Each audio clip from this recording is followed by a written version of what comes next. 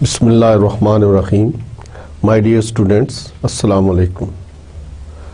Dear students, so far we have discussed about the independence of attributes or about the independence between the two variables of classification. In the previous lecture, we have discussed about the hypothesis and we laid down the procedure for testing the independence of two variables. So in today's lecture, we will do 2 or 3 questions about the independence of two variables and one more thing I will told you about the homogeneity of variables. ठीक है, homogeneity of samples की बात भी हम करेंगे. Note के method सारा same है, a minor difference comes across. और इसके अलावा testing the equality of several proportions, जैसे कि हमने शुरू में बात की थी कि ट्राई स्टेयर हैज सर्टन पर्पसेस. उनमें से हमने 5 पर्पसेस आपको बताए थे ट्राई स्टेयर कहाँ कहाँ यूज़ हो सकता है. Number 1 was testing the hypothesis about any variance. ठीक है, यानी H naught sigma square is equal to sigma naught square. And the second one was testing the independence of attributes या independence of variables. And the third one was testing the association of samples or variables. इसी तरह testing the proportion, testing the hypothesis about the equality of several proportions. आपने इससे पहले proportion में Z test लगाया था. That was basically for testing the equality of two proportions only. But today we will discuss about more than 2 population proportions. Understand? तो सबसे पहले चूँकि लास्ट लेक्चर के अंदर हमने टेस्ट ऑफ इंडिपेंडेंस की बात की थी, लेकिन हमने इस पर कोई एप्लीकेशन सॉल्व नहीं की थी. तो आज मैं आपको बताऊंगा कि कॉन्टीजेंसी टेबल किसको कह रहे हैं. लास्ट टाइम नोट हमने कॉन्टीजेंसी टेबल की बात की थी, but we did not use the example. तो एग्जाम्पल के अंदर हम आपको बताएंगे कॉन्टीजेंसी टेबल है R-1 इंटू C-1 से क्या मुराद है. ठीक है, how we find the expected frequencies when the data are in the form of a contingency table. So I will take a question, and the question is,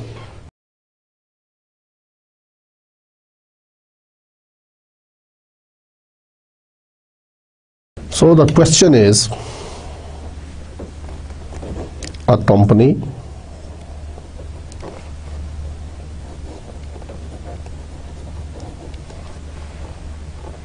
is interested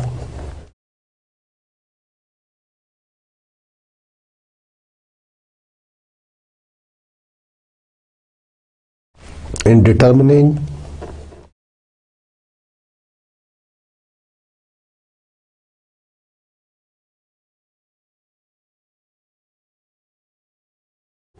whether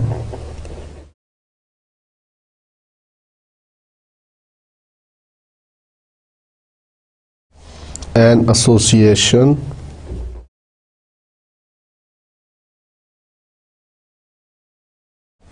exists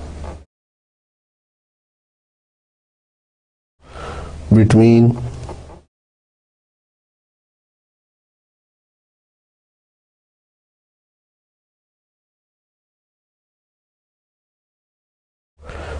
the terminating times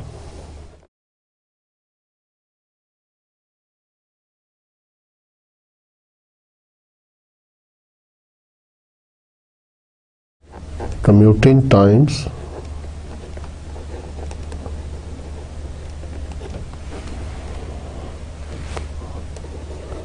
of their employees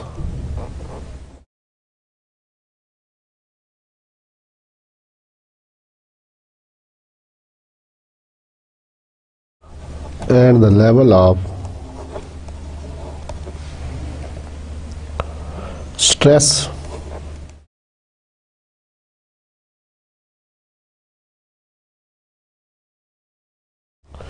related problems.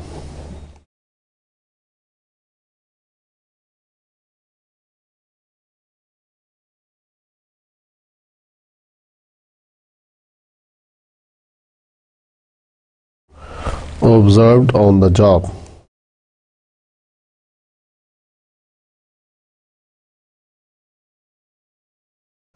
A study of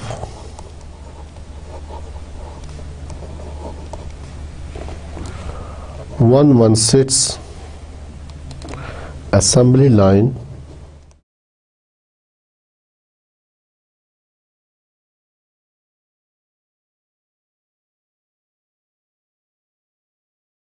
workers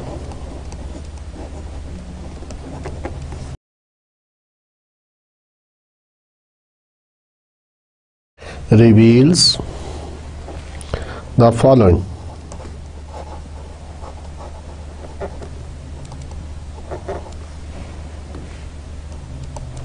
ठीक है जी, तो ये stress है,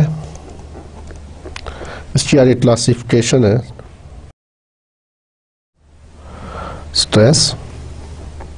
stress के types हैं high, moderate,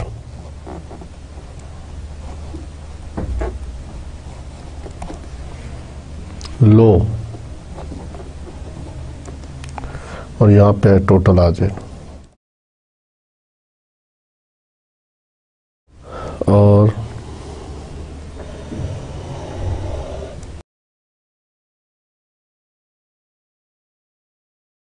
तो under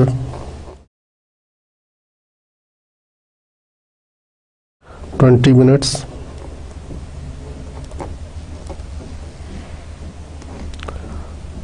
20 to 50 minutes,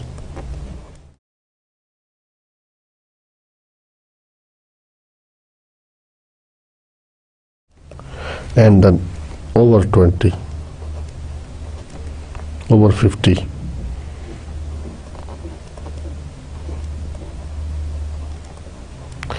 This is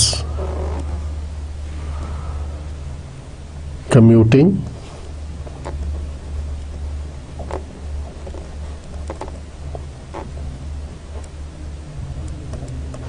ठीक है। एक वेरिएबल हमारा ये है और दूसरा स्ट्रेस है उनका, ठीक है, और ये उनकी वैल्यूज हैं।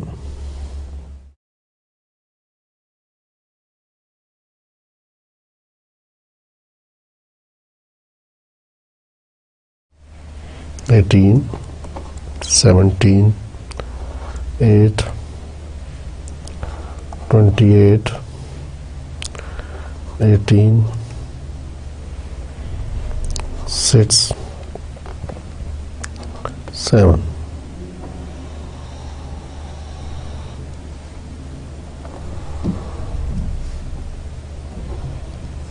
तो अजीज तलबा, this is our contingency table. This is basically 3x3 contingency table.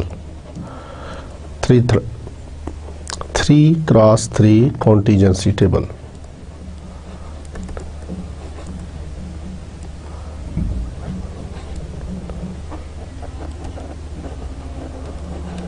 ठीक है, contingency table. तो अब आप देखें कि 116 जो है वो बेसिकली असेंबली लाइन वर्कर्स थे और उनको commuting time of their employees और level of stress related problems के दरमियान अब हमने इंडिपेंडेंस चेक करनी है, जिससे कोई फ़र्क नहीं पड़ता कि अगर आप उनको commuting time less than 20 minutes दें, ओवर 50 मिनट्स दें, ठीक है, और स्ट्रेस के दरमियान कोई रिलेशनशिप नहीं है। अब इस चीज़ को देखने के लिए 116 वर्कर्स का डाटा लिया गया और उसके सामने आप ये जो डाटा बेसिकली आया ये क्वेश्चनर की फॉर्म में था, इसको हमने रिप्रोड्यूस किया इन the form of this table, ठीक है। सपोज हमने एक आदमी देखा तो उसको अंडर 15-20 मिनट्स था, नंबर 1 जो क्वेश्चनर था उसने टिक किया कि जी अंडर 20 मिनट्स के अंदर अगर हो तो उसने 1 को टिक किया, यानी हाइट को टिक किया होगा। इन तीनों में से मॉडरेट, हाई, लो, इनमें से उसने 8 टिक किया होगा। इसी तरह जब उसको 20 to 50 मिनट्स तक हो सकता है उसने लो तो किया हो, या हो सकता है उसने ओवर 50 में जाके 7 में टिक किया हो, यहाँ पे 8 टिक कर दिया हो। तो ये सारे काउंट्स हैं, जब उनको टोटल किया गया तो इन डिफरेंट कैटेगरीज तो ये काउंट्स इस तरह फॉर्म में आए। अब हमने करना क्या है, these are called observed frequency, ये हमारा OI है। ये क्या है हमारा OI, यानी OI मीन्स के OIJ यहाँ पे आप सोचना चाहिए कि ये यहाँ पर I हमने लिया था, जो लास्ट टाइम हमने लिया था वो रोज में लिया था, और जेस को हमने कॉलम्स में लिया था। ठीक है, तो I मीन्स 1 ये 9O11 that is equal to 9, O12 is equal to 5, इसी तरह O18 जो 18 है दैट इज O13 पहली रो और थर्ड कॉलम। इसी तरह ये आप देखिए सारी दीज आर द टोटल्स। अब आप इसके बाद मार्जिनल टोटल्स यहाँ पे लिख लें, या इसको हम स्टेप नंबर 4 में लिखेंगे। ठीक है, तो ये हमें कॉन्टीजेंसी टेबल दिया हुआ था, and we want to see is there association between stress and commuting time. ठीक है, a company is interested in determine whether an association exist between commuting time of their employees and level of stress related problems. Yeah, is there independence between these two variables? तो उसके बाद step था, question ये था at alpha is equal to 0.01 is there any evidence of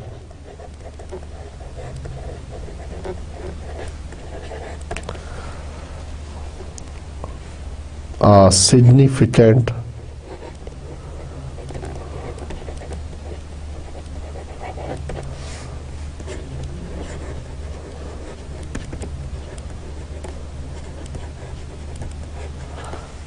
relationship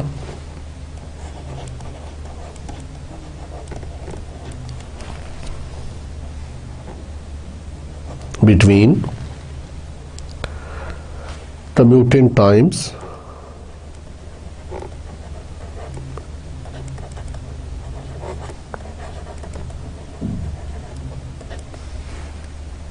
and stress. तो ये हमारे दो वेरिएबल हैं जी, इनके दरमियान हमने इंडिपेंडेंस चेक करनी है। तो हमारा H0 क्या होगा, there is independence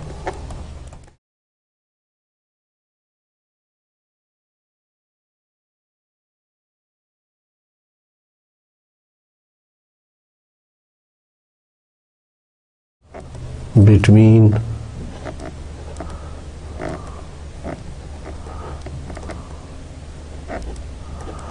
commuting time and stress।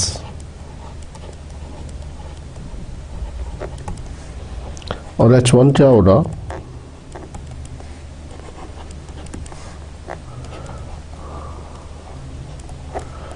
there is dependence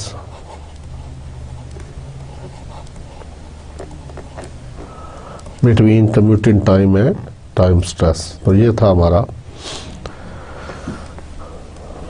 H1, और हम ये भी लिख सकते थे there is association between commuting time and stress। तो यहाँ पे they are not associated ऊपर आना था और नीचे वाले में आ जाना था they are associated। तो अल्फा क्या है 0.01 और साथ लिख लें J1। Step number 3, the test statistic to be used is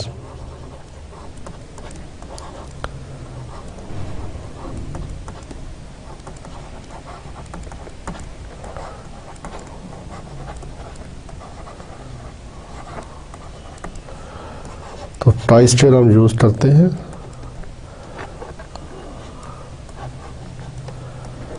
I is from 1 to R and J is from 1 to C।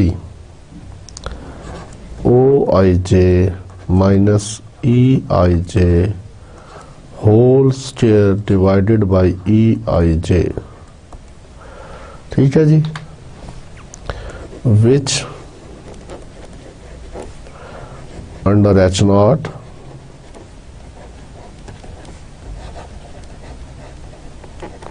follows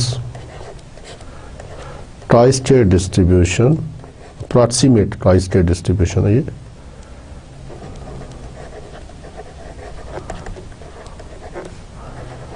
with r-1 into c-1 degrees of freedom. तो computation में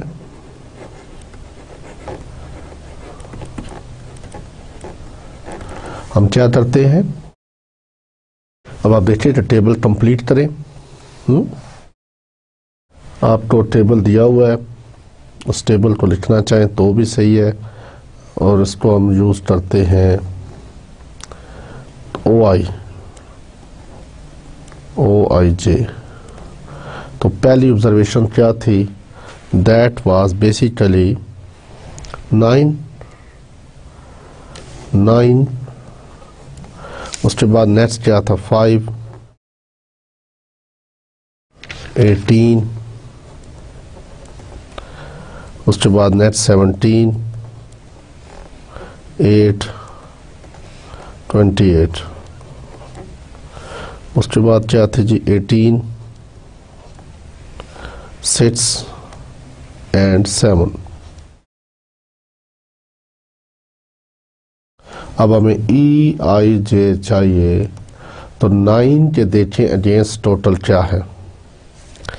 9 के against total नीचे आ रहा है 44 और multiply कर दें with 32 और डिवाइडेड बाई 116, तो इज इक्वल टू, ये देखें ये टोटल जो है इसका 44 है, 19 आ रहा है टोटल, नेक्स्ट 53 और रो में टोटल है 22, 53 एंड 31, तो 116 आप दोनों तरफ से देख लें। तो these are the marginal totals. अब जब 9 के लिए हमने ऑब्जर्व्ड फ्रीक्वेंसी 9 है, तो इसके लिए हम क्या करेंगे, ये हमारे पास टोटल है और इसके अगेंस्ट ये टोटल है, इन दोनों को मल्टीप्लाई करके डिवाइडेड बाई 1/6। जब हमने सपोज 6 की निकालनी है तो 6 के लिए ये टोटल और इस तरफ ये टोटल आ जाएगा, ठीक है, दोनों को मल्टीप्लाई करें डिवाइडेड बाई 1/6।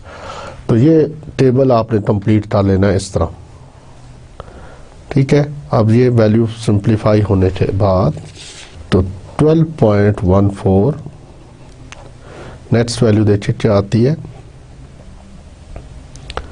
अब 32 वही रहेगा और चेंज क्या होगा जी, 5 निकालनी है तो 19 multiply with 32, 19 multiply with 32 divided by 116, तो इसका आंसर क्या आना चाहिए 5.24। तो इसी तरह आप एक्सपेक्टेड फ्रीक्वेंसीज बाकी रिमेनिंग जो है वो निकाल सकते हैं। They are 14.62, the next one is 20.10 and against 8 is 8.68 and again 24.22, the next one is 11.75 and again 5.08 and the last one 14.17। तो ये हमारे पास OI और EI मौजूद है। तो अब हमें कॉलम चाहिए OIJ माइनस EIJ, इसका स्क्वायर ले लें और साथ ही डिवाइड कर दें EIJ पर, यानी इससे मुराद क्या है कि 9 माइनस 12.14 डिफरेंस लिया, जो आंसर है उसका स्क्वायर ले लिया और डिवाइडेड बाई फिर 12.14 करके यहाँ पे लिखते, तो दिस वैल्यू 0.811। इसी तरह नेक्स्ट वैल्यू क्या है जी 5 माइनस 5.24, इस सारे का स्क्वायर लें डिवाइडेड बाई 5.24, तो ये वैल्यू क्या आती है 0.009। इस एंड सो ऑन, अब ये करते जाएं, कंप्लीट कर लें ये कॉलम। नेक्स्ट वैल्यू 0.781, ये आप चेक कर लीजिए बेशक। this value is 0.478 and the next value is 0.052 and next value is 0.589. The next is 3.324 and the other one is 0.165 and the last is 3.627. ठीक है जी।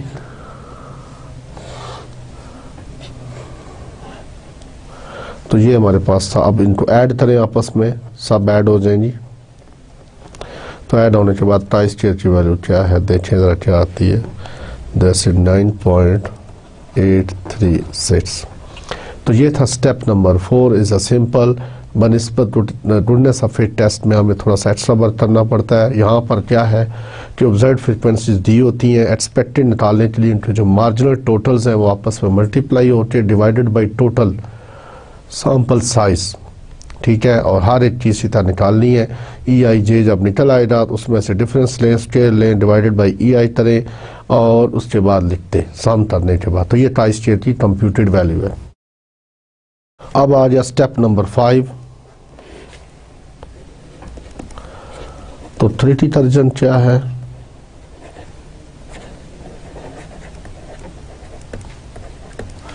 जी, प्राइस square is greater than equal to price chair alpha with R minus 1 into C minus 1।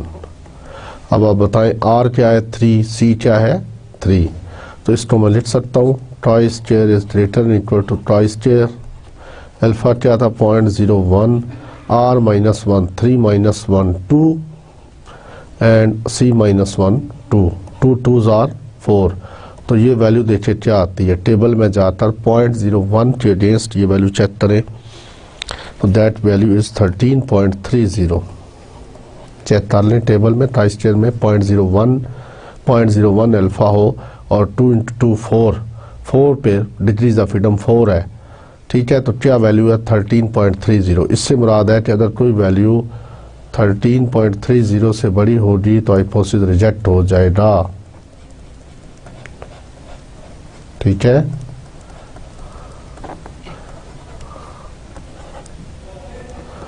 तो ये है जी value 13.30। तो हमारी computed value 9 point something है। तो यहाँ पे कहीं लाई करती है। This is our acceptance region, this is alpha 0.01 और ये जो अल्फा 1 माइनस अल्फा है 0.99।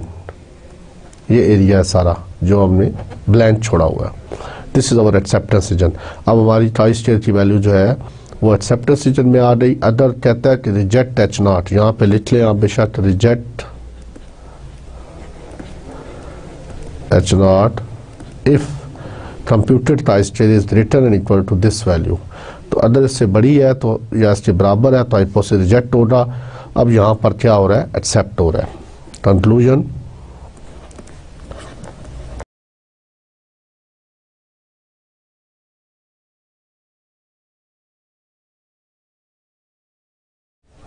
since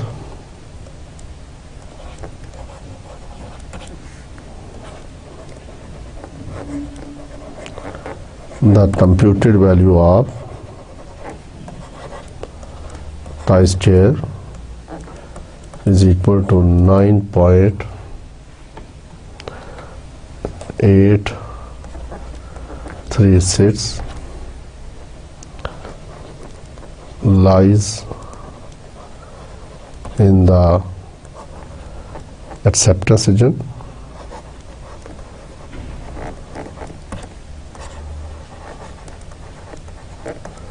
therefore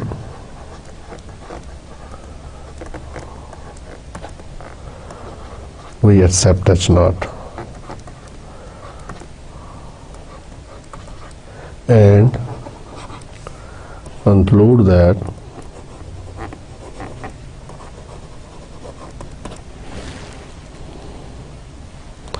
the stress on the job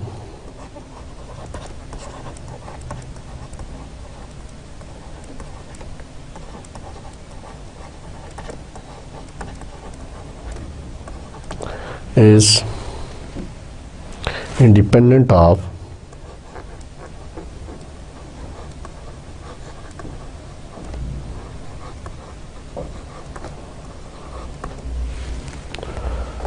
commuting times.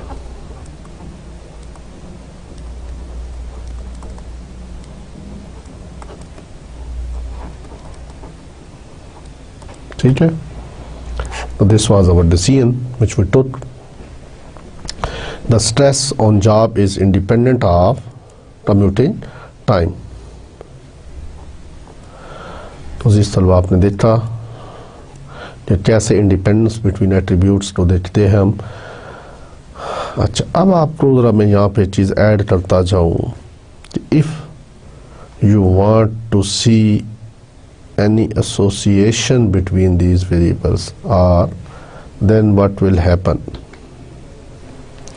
तो नंबर 4 पर था ये ट्राइस्टेयर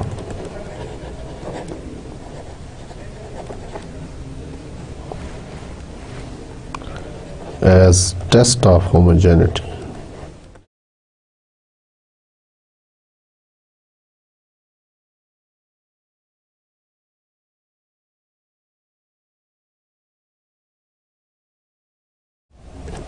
ठीक है, तो टेस्ट ऑफ होमोजेनिटी भी आलमोस्ट उसी से मिलता है जो टेस्ट ऑफ इंडिपेंडेंस है। वही कंटीजेंसी टेबल होगा, सारा कुछ वही होगा, सिर्फ थोड़ी सी चेंज क्या होगी, चेंज ही होगी हाइपोथेसिस में। आप देखते हैं there is association between the attributes and there is no association between the attributes.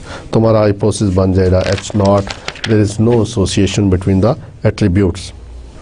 तो इसके अंदर अजीज तलबा ये चीज़ ऐड करता जाऊँ, जो चीज़ मेन है, the test of homogeneity is useful in testing the hypothesis in null hypothesis that the several populations are homogeneous with respect to a specific characteristic।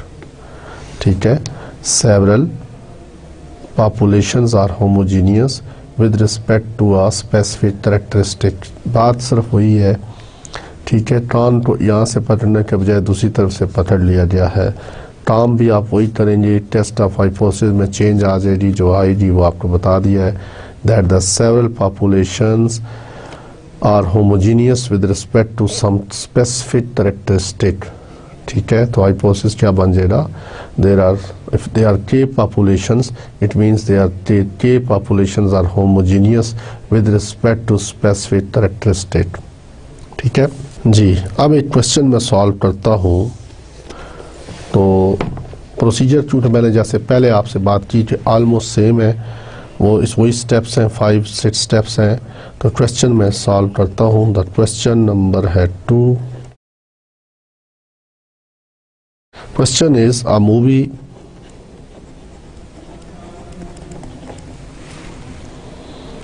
Producer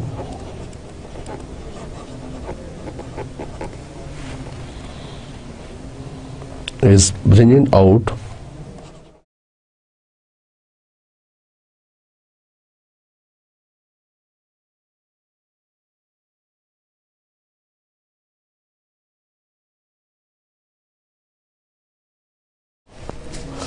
a new movie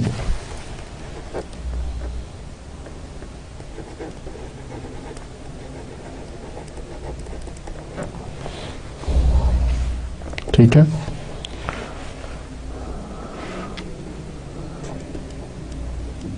in order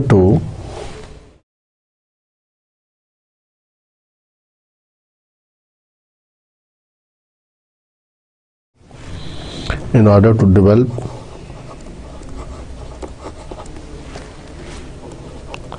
an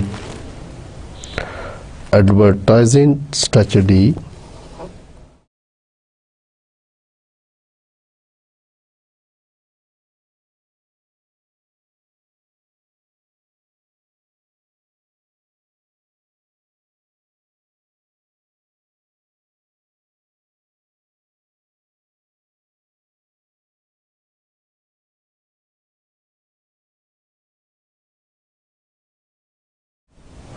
he wants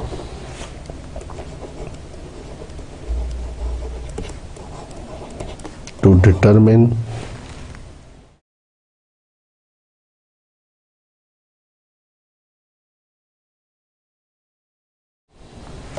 whether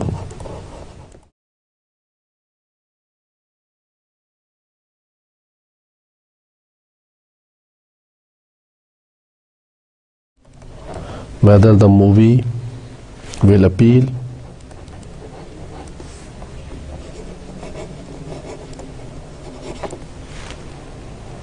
most of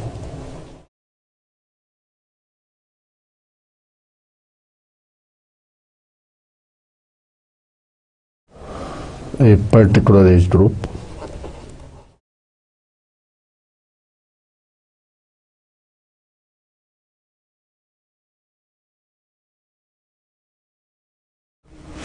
Or whether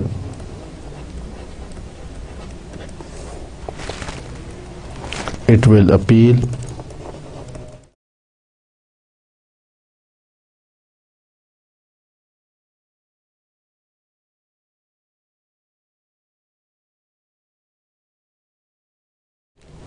equally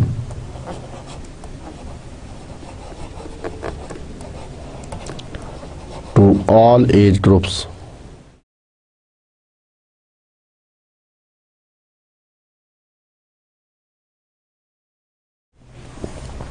The producer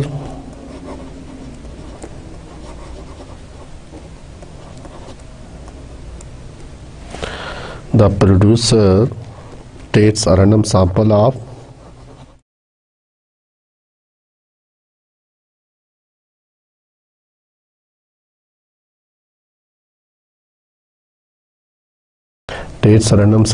from persons attending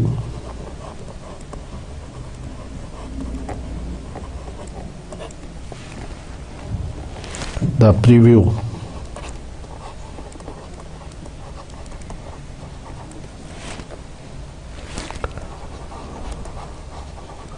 of the new movie.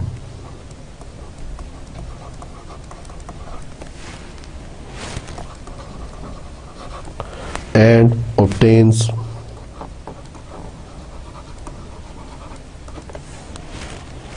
the following results.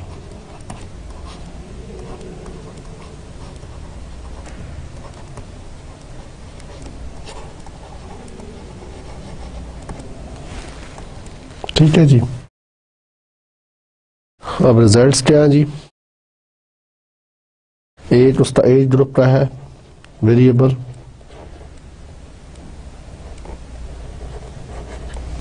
और age groups में under 20 है।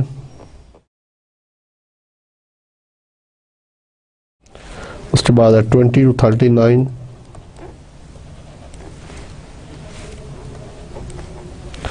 Next 40 to 50, 9 and 60 and over.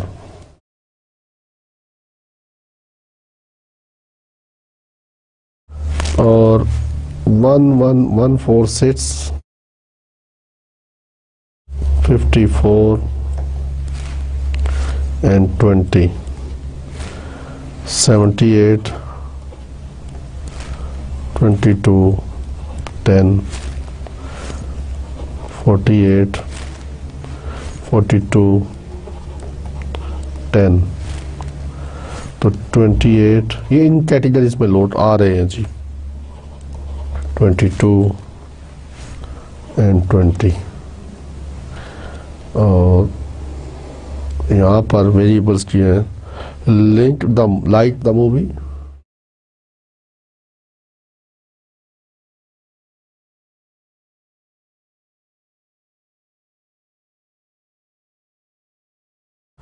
dislike the movie,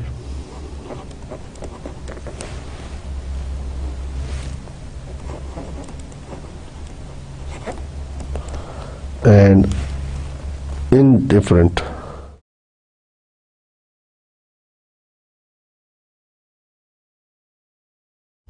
ठीक है जी। अब ये आपको दिया हुआ टेबल और वेरिएबल है एज ग्रुप है और ये वेरिएबल जो है ओपिनियन है, ठीक है। तो यहाँ पे मार्जिनल टोटल्स ले लें जो आगे हमें काम आएंगे। तो that is 220 and this one is 110, this 170 और इसका टोटल 300 आ रहा है। नेक्स्ट इस रो का टोटल आ रहा है 140 and the next one is 60, तो 500। तो 500 बंदों ने ट्रेलर देखा, ठीक है, प्रीव्यू मूवी का देखा। उनमें से अब आप देखें उनसे क्वेश्चन फिल करवाया गया और एज और साथ उनसे हाँ ना में ये क्वेश्चन लिया गया होगा कि आपने इन कैटेगरीज में से टिक करना है कि आप कौन सी लाइक करेंगे। तो 3 कैटेगरीज थी, like the movie, dislike the movie और इनडिफरेंट, ठीक है। इनसे हट के राय थी उनकी। तो हर एक ने अपनी अपनी राय दी। डिफरेंट एज ग्रुप थे जो उनकी एज ग्रुप्स के साथ। Now we want to see is there any association, yeah, is there any independence? Otherwise I will use the test of homogeneity. Is there any association between these age groups and opinion? क्या इनके दरमियान कोई association है या नहीं है? तो इसको देखने के लिए question is that what inferences will you draw? What inference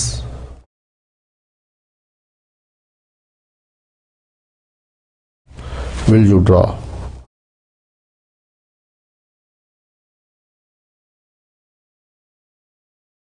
from this data?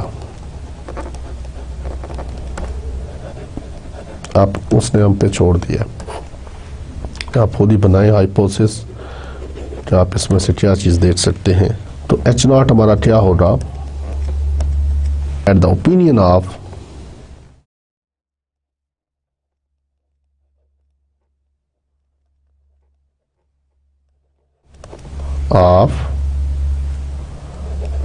all age group is same about new movie.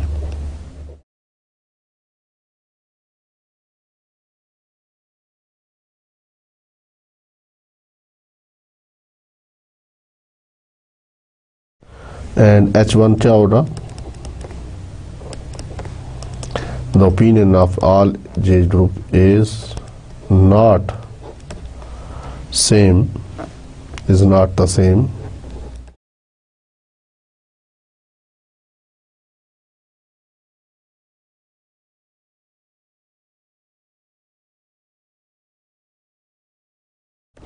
about,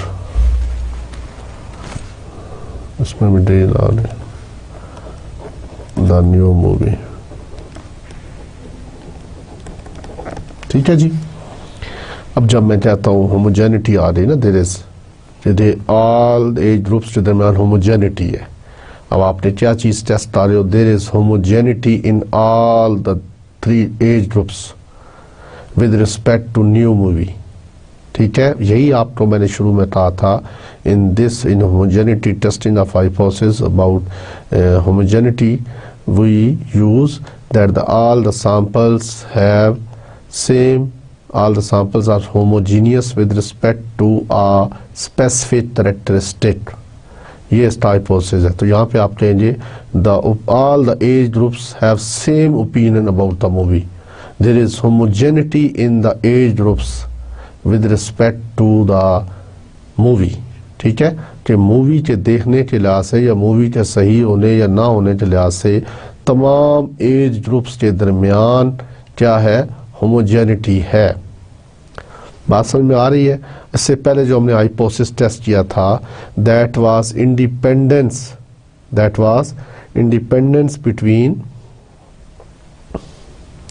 between commuting times and stress.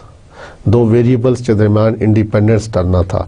अब यहाँ पर जो हम हाइपोथेसिस टेस्ट कर रहे हैं that the opinion of all the age group is same, homogeneous with respect to the movie. तो H1 क्या हो गया जी, नहीं सेम नहीं है, दिस इज़ नॉट सेम। और स्टेप नंबर 2 क्या है, choose alpha is equal to 0.05। चूंकि गिवन नहीं है, द टेस्ट स्टेटिस्टिक वही है,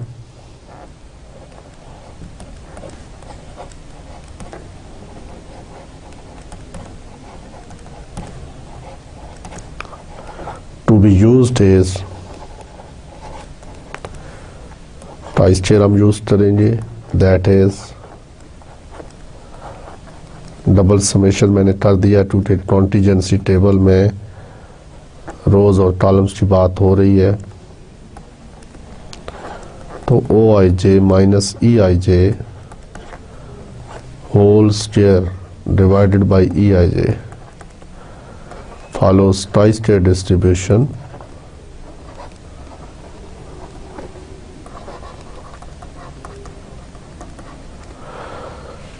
with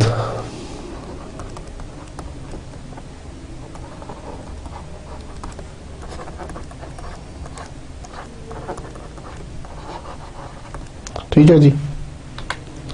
स्टेप नंबर 4 आ गया जी कंप्यूटेशन। अब आप टेबल के टोटल्स देखे हुए हैं यहाँ पर, ये हमने ऑलरेडी किए हुए हैं।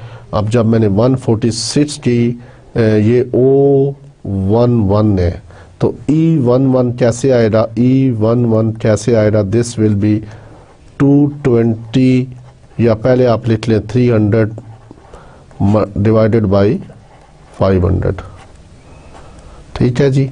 और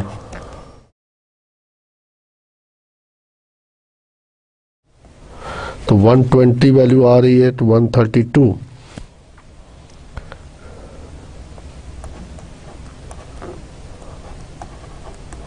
ठीक है। तो दिस इज E11। अब जब 78 सपोज आपने 22 का निकालना है, तो इसके टोटल ये है और इस तरफ टोटल ये है, तो ये कौन सा है जी, E2 1 2 3 4, E24, this is 70 by 140 divided by 500, तो ये दोनों कैंसिल हो जाएंगे 0 0 से, और इसको आप हल कर लें, सिंप्लीफाई कर लें, 324 की वैल्यू आ जाएगी। तो दैट वाज द प्रोसीजर। अब मैं कंप्यूटेशन में लिख रहा हूँ,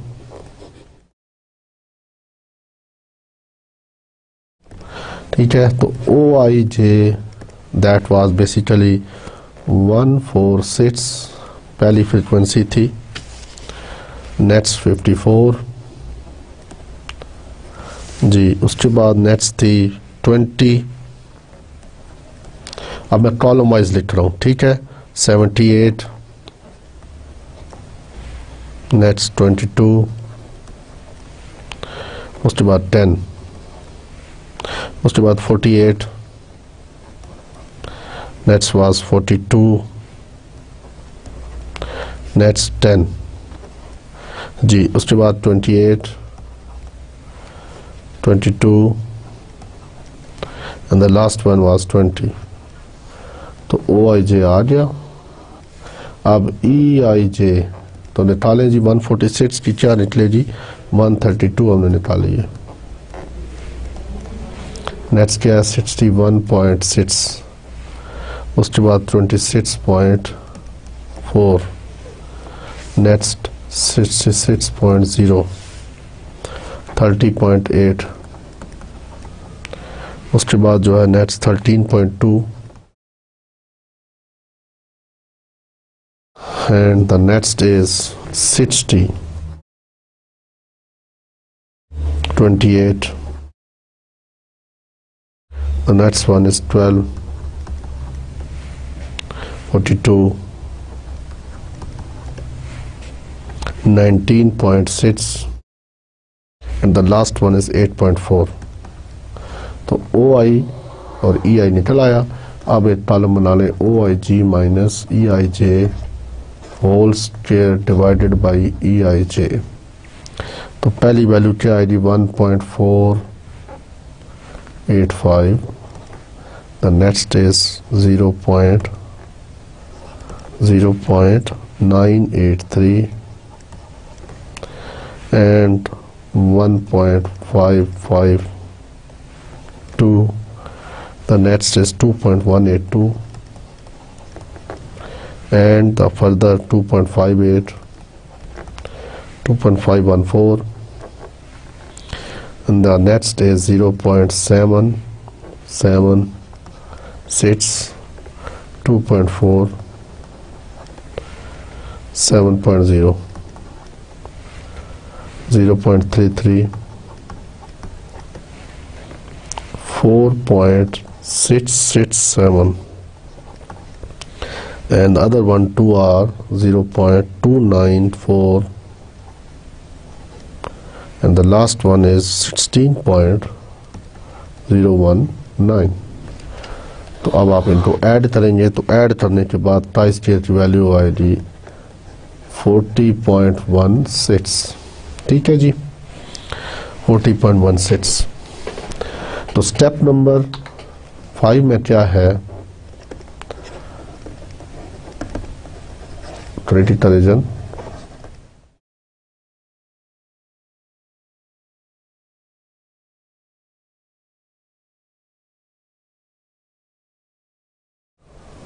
अल्फा R-1 इंटू C-1, तो प्राइस चेयर 0.05 और R कितने है, how many rows, they are 3 rows, 3 - 1 and 4 columns. तो ये वैल्यू क्या आ जाएगी, this value against 6 degree of freedom क्या आती है जी, 12.59। टेबल में से वैल्यू देख लें, डिग्रीज ऑफ फ्रीडम क्या है, 2 × 3 6, तो price chair 0.05 with 6 degrees of freedom ये वैल्यू देगा। ठीक है, ये टेबल वैल्यू है। अगर आप इसको प्लॉट करना चाहें तो ये वैल्यू जो है ये 12.59 है। यहाँ पर अल्फ़ा क्या है, 0.05, दिस इज़ 1 - अल्फ़ा 0 to +∞। ठीक है, अब हमारी कैलकुलेटेड वैल्यू जो आ रही है दैट इज़ 40 पॉइंट, तो मे भी इस पॉइंट पे लाई करे, तो हाइपोथेसिस क्या हो गया, रिजेक्ट हो गया।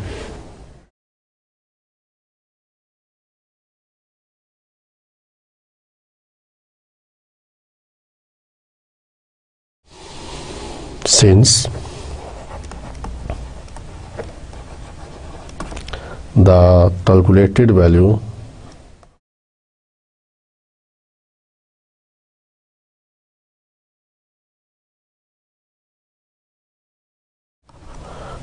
of price chair 40.16 is greater than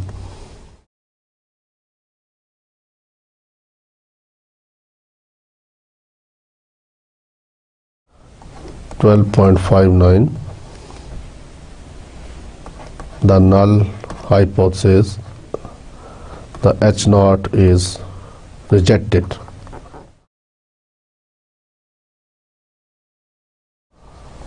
And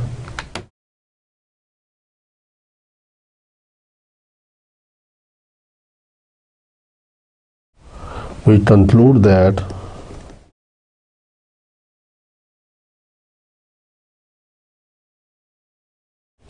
the opinion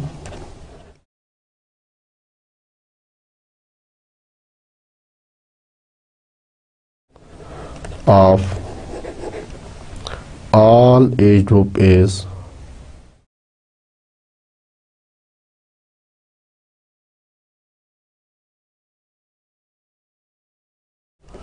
not the same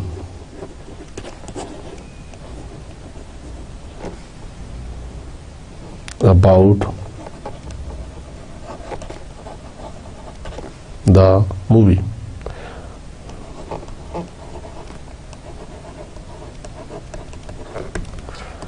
तो जिस तलबा आपने देखा कि हमने test of homogeneity of several groups, ठीक है, ट्राइस square as a test of homogeneity और ट्राइस square as a test of independence.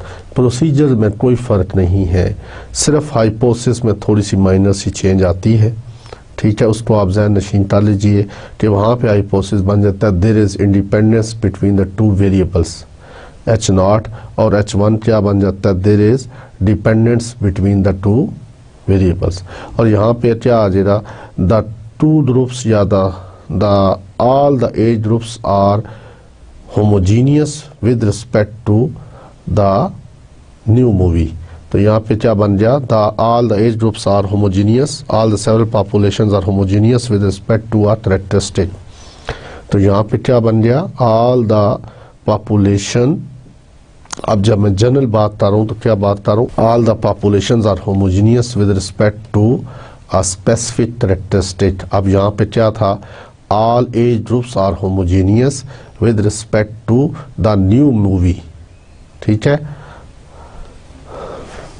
तो आपने देखा कि ऑलमोस्ट प्रोसीजर में कोई डिफरेंस नहीं है, procedure is the same, minor सी चेंज है हाइपोथेसिस के अंदर। हाइपोथेसिस में आप देखिएगा कि इंडिपेंडेंस का वर्ड हमेशा H0 में आएगा, होमोजेनिटी का वर्ड हमेशा H0 में आएगा। इस चीज़ को जहन में रखिए, अगर आपने इसको ऊपर नीचे कर दिया तो सारा क्वेश्चन हल तो हो जाएगा। ठीक है, procedure is same. Contingency table का कंसेप्ट तो आपको आ गया, how many rose how many columns. उसके अलावा अगर ये 2x2 हो तो नेक्स्ट इंशाल्लाह हम एक एग्जांपल इसमें से भी करेंगे जिसमें 2x2 कॉन्टीजेंसी टेबल होगा।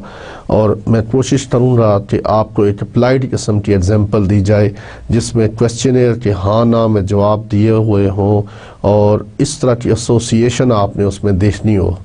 तो उसके अंदर हम फिर SPSS को कैसे यूज़ करते हैं for solving this particular problem, तो ये कोशिश करेंगे कि ये जो दो एग्जांपल्स आज हमने की हैं ख़ासतर की एज ग्रुप और मूवी वाली, इसको हम SPSS पे भी सॉल्व करें। ठीक है, तो नेक्स्ट लेक्चर पे हमने SPSS को यूज़ करते हुए ये जितना काम हमने किया है not related to the goodness of fit test, उससे रिलेट वो SPSS में सॉल्व शायद नहीं है, लेकिन testing the independence, testing the homogeneity, इसको और एक हमारे पास जो ऑप्शन रह गया था last two testing the equality of several proportions. अब उसमें और इसमें थोड़ा सा माइनर सा फ़र्क है, वो ये है कि यहाँ पर 2x कैटेगरीज होंगी। जब मैं कहूँगा कि टेस्टिंग द इक्वालिटी ऑफ के पर पॉपुलेशन प्रपोर्शंस, इससे मुराद ये है कि हमारे पास रोज़ 2 होंगी और कॉलम्स के होंगे, बाकी सारा procedure as it is same होगा। ठीक है, उसको पहले हमें सॉल्व करेंगे और उसके बाद हम ये जितना प्रोसेस हमने किया इन 2 लेक्चर्स के दरमियान, जो लास्ट हमारे पास लेक्चर थे और आज का लेक्चर था, इसको हम रिपीट करेंगे SPSS को यूज़ करते हुए सारे केसेस। ठीक है, इसके साथ ही मैं आपसे इजाज़त चाहूँगा, अगले लेक्चर तक इजाज़त दीजिए। अल्लाह हाफिज़ एंड गुड लक।